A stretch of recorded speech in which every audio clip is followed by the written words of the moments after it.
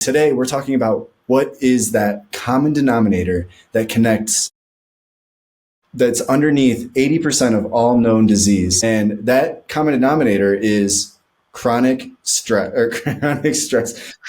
inflammation. Yes, Chronic it is. inflammation, which is tied to stress as well. So, but chronic inflammation, meaning not just regular inflammation, because a lot of times when people hear inflammation, like that word, it sounds like the bad guy, because it has become kind of cliche that inflammation is bad, inflammation causes this, inflammation causes that. It's not all bad, right? Like we need inflammation. Right. Well, and inflammation is it's the body telling us that we need to address something, right? So it's part of our response to something that's out of balance. And it's actually a really, really great tool.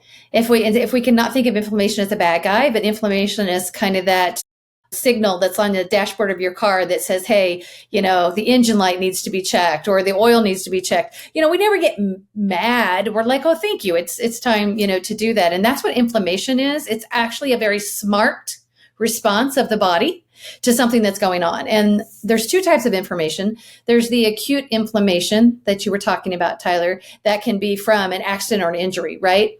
If I sprain my ankle, I have to go home and put it up, right? I got to put ice on it.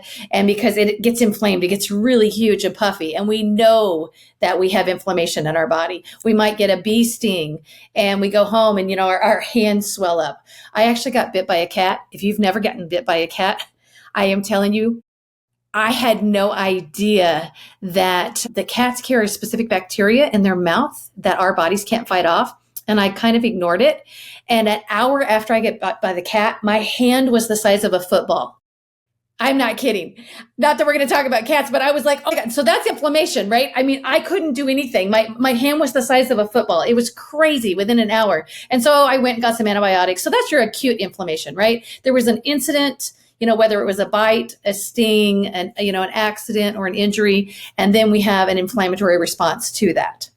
So everybody knows that type of inflammation. So Tyler, talk a little bit more about this chronic inflammation. What do you mean when you say that? Let's give our audience some more information about that.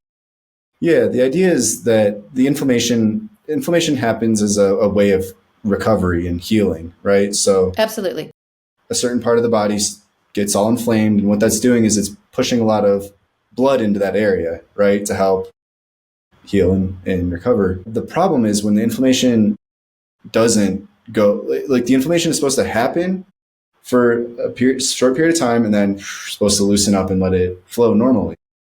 Chronic inflammation is whenever it doesn't loosen up, it just stays inflamed for a period of time. I don't know exactly what the period of time is that would differentiate like normal healthy inflammation, right? It depends on what it is. Like you said, acute injuries, maybe a few days, depending on the severity of that inflammation. But there's this other kind of inflammation that we carry around that is associated with our lifestyle habits, our environment, our hormone levels, dysbiosis in the gut, things like that. And it's more of like a less noticeable. I know you mentioned like acute is super noticeable. You can see it, you can feel it.